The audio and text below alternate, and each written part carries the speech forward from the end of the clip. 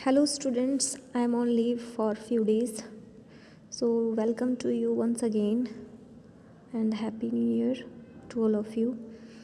And मुझे उम्मीद है कि आप लोगों ने पिछले सेशंस अच्छे से स्टडी किए होंगे, नोट्स कंप्लीट कर रहे होंगे आप लोग।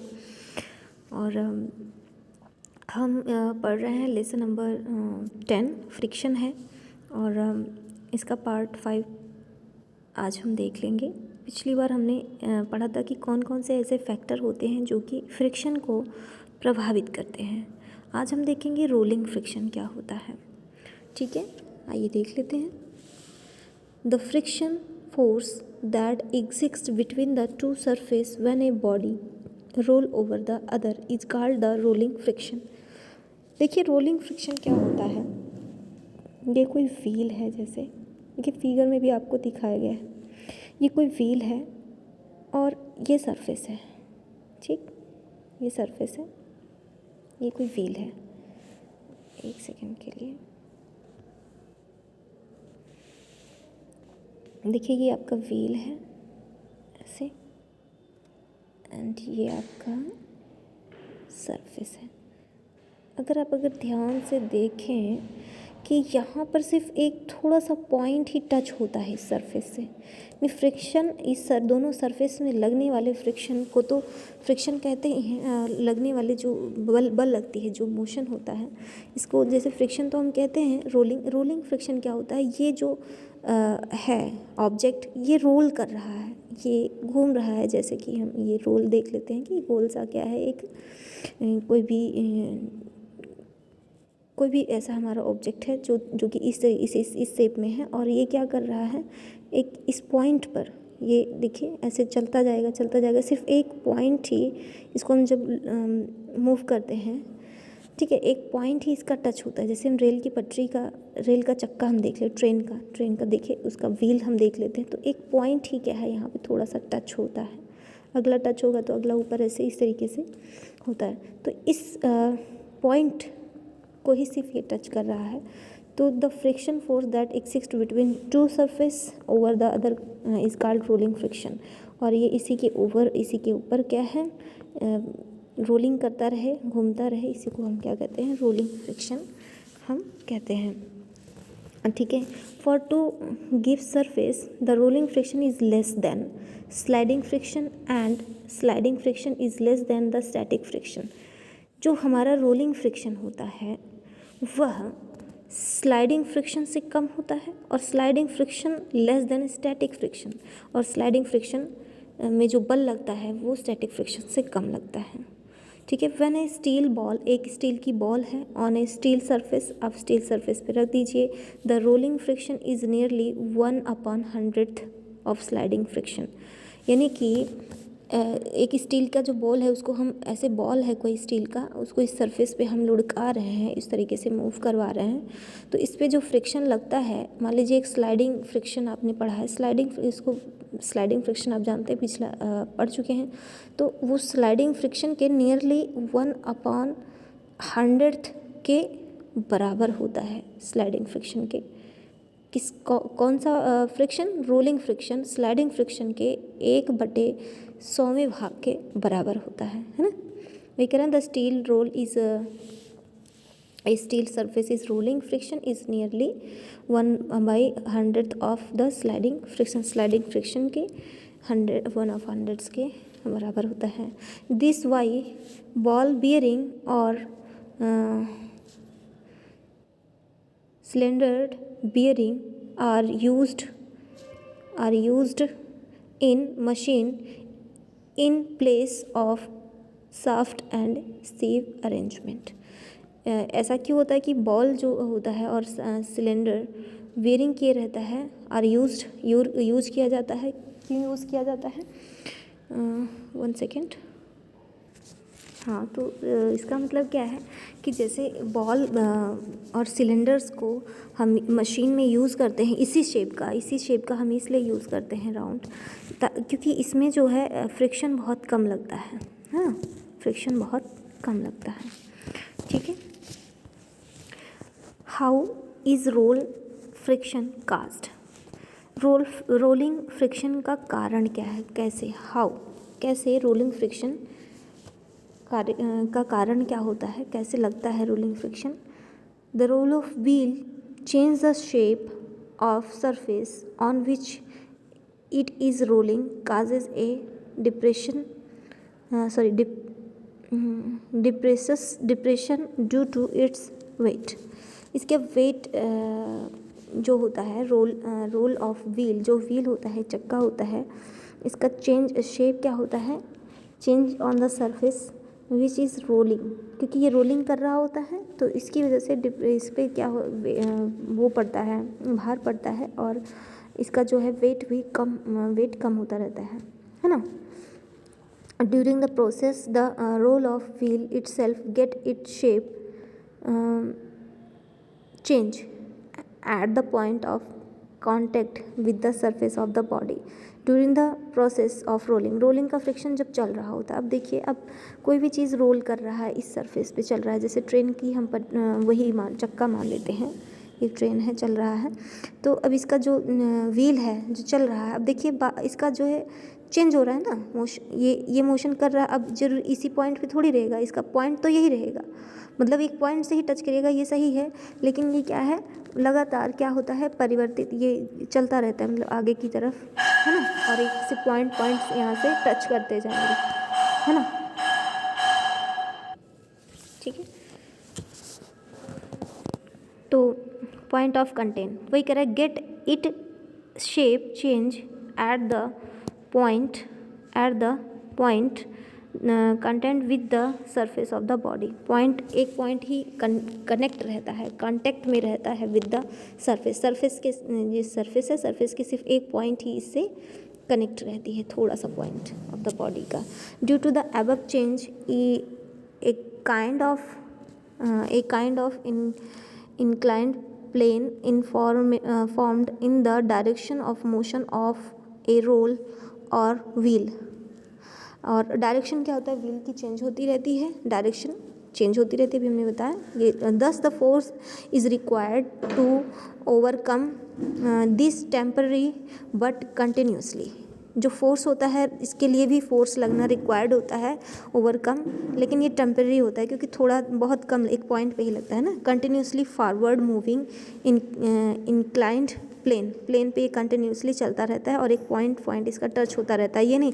और सारे फ्रिक्शंस में हम देखते थे, ये बॉडी है, ये पूरा सरफेस यहाँ से टच हो रहा है, इसका पूरा इस बॉडी का पूरा सरफेस ही इस एरिया से क्या है, टच में आ रहा है ना, पूरा सरफेस ही टच में आ रहा है, लेकिन यहाँ पर सिर्फ एक पॉइंट ही, और पॉइंट्स चेंज होता रहता है, इसके सिर्फ पॉइंट से इस सरफेस से लगेगा, है ना। The applied force is equal to the rolling, कहाँ गया, thus force required to overcome the temporary and continuously force and moving in inclined plane and the applied force is equal to the rolling friction। जो ये जो apply हो रहा है एक point पे फ्रिक्शन, तो इसी को हम क्या कहेंगे, रोलिंग फ्रिक्शन कहेंगे।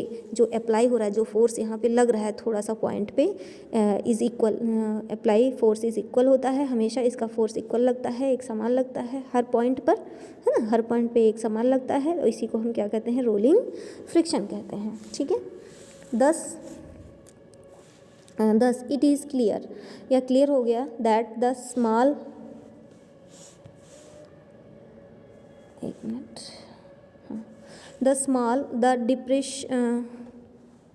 the depression formed at the point of contact of wheel or roller with a give surface, the lesser is the force of rolling friction and vice versa। मैंने वही चीज़ ना मैं बार बार बता रही हूँ, देखो कि ये क्या कह रहा है, यह क्लियर हो गई है कि एक स्मॉल डिप्रेशन, एक छोटा सा ही प्रेशर इसके ऊपर पड़ता है, और सिर्फ इसी पॉइंट पर, है ना, हर एक पॉइंट सरफेस से टच करता जाएगा, है ना, कांटेक्ट विथ व्हील के साथ कांटेक्ट करता है, और ये रोलिंग करता रहता है, rolling give and surface the lesser the force rolling friction and vice versa.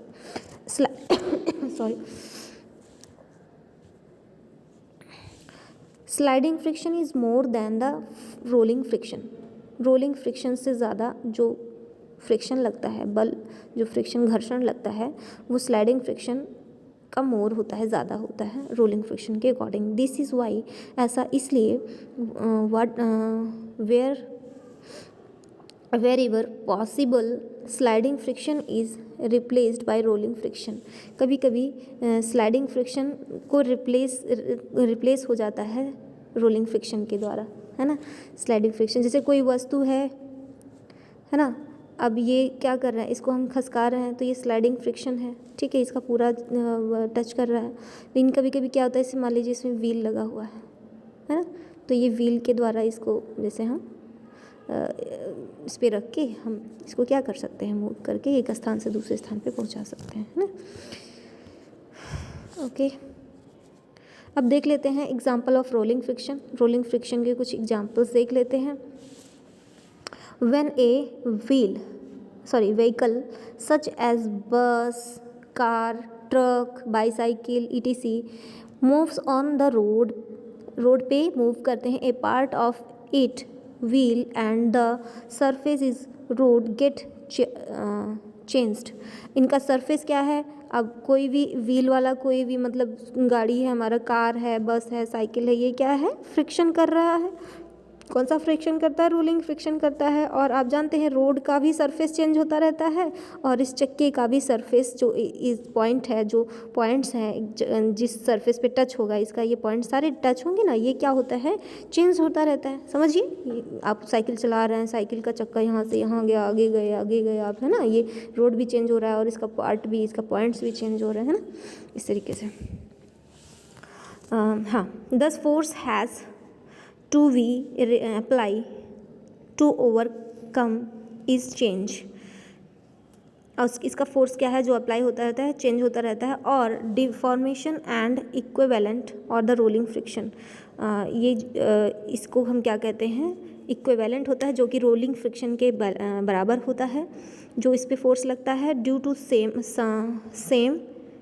Reason की वजह से। When the tyre do not have sufficient air pressure, more force is required because deformation produce is very large, है ना। Why the tyres are heavily inflated, the deformation produce a very small and hence the rolling friction decrease. जब rolling friction कब decrease हो जाएगा, जब जैसे मान लीजिए कोई टायर है, वो क्या है, उसमें जैसे कि एयर है, कुछ ऐसे ज़्यादा हैवी होते हैं तो वो ज़्यादा सरफेस को टच करते हैं तो रोलिंग फ्रिक्शन ज़्यादा लगेगा, है ना। और कुछ टायर एकदम शार्प बिल्कुल होते हैं, बिल्कुल इनको सिर्फ थोड़ा सा पॉइंट ही टच करेगा तो यहाँ पे रोलिंग फ्रिक्शन कम लगेगा। बस यही कह रहा है यहाँ पे, है ना, ठीक है, समझ में आ गया। Very small hence the rolling friction decrease, है ना। चलिए, railway tracks the wheel of train are made of steel की बनी होती हैं इसकी जो व्हील होती हैं रेलवेज़ की, ट्रेन की। दस the deformation produce in them the very small, देखिए बिल्कुल शार्प, उसका जो है तो शार्प होता है ना, थोड़ा थोड़ा देखिए पॉइंट ही टच होता है उसमें, जो ट्रेन की पटरी होती है उस पर जो चल रहा होता है, देखिए बिल्कुल थोड़ा सा एकदम टच करता है ना। हाँ, मेड ऑफ स्टील की बनी होती है और produce very small and hence they have very small rolling friction, और इस पर बहुत कम रोलिंग फ्रिक्शन लगता है क्योंकि बिल्कुल पॉइंट ही सिर्फ टच करता है। Due to this small rolling friction the train run very fast, क्योंकि बहुत कम लगता है, क्योंकि बिल्कुल पॉइंट ही सिर्फ टच करता है थोड़ा सा, इसीलिए इस पे रोलिंग फ्रिक्शन कम लगता है और इसी वजह से ट्रेन क्या है, बहुत फास्ट जो है मूव करती है ना, ठीक है। The luggage such as suitcase and are provided with tiny wheels, इसके पास देखिए आप सूटकेस ऐसे देखिए ना, यहाँ पे व्हील लगा होता है ऐसे, और है ना, इस तरीके से आप पुश करके उसको ले जाते हैं आगे, हाँ, खींचते हुए, ठीक है, व्हील करते हैं। एंड टीनी व्हील्स, छोटे व्हील्स लगे होते हैं, दे व्हील प्रोवाइड रोलिंग फ्रिक्शन, ये व्हील भी तो सेम वही वर्क कर रहा है ना, सरफेस ये रोड है, आप जा रहे हैं, बिल्कुल यहाँ पे भी तो वही रोलिंग फ्रिक्शन ही लगेगा ना, ठीक है। Friction and so easy to move, इसी वजह से हम इसको उठाने में आसानी होती है ना, इसको भारी नहीं लगता और आसानी से हम इसको खींचते हुए ले जा सकते हैं और इस पर बिल्कुल फोर्स भी नहीं लगता, फ्रिक्शन भी नहीं लगता, sorry. Roller skates have टिनी wheels, rollers में भी देखें टिनी व्हील्स होते हैं। They will have rolling friction and help in fast motion of the scatter, और स्कैटर में क्या है, इसमें फास्ट रोलिंग करने में हमारी हेल्प करती है। The wheel have rolling friction, rolling friction लगता है व्हील में, हमेशा रोलिंग फ्रिक्शन लगता है, and help it fast motion, और ये फास्ट मोशन करने में, गति करने में हेल्प करता है, ठीक है। ये देखिए आपको दिखाया गया है इसमें, ठीक है। ओके स्टूडेंट्स, आज के लिए बस इतना ही। Thank you class and have nice day.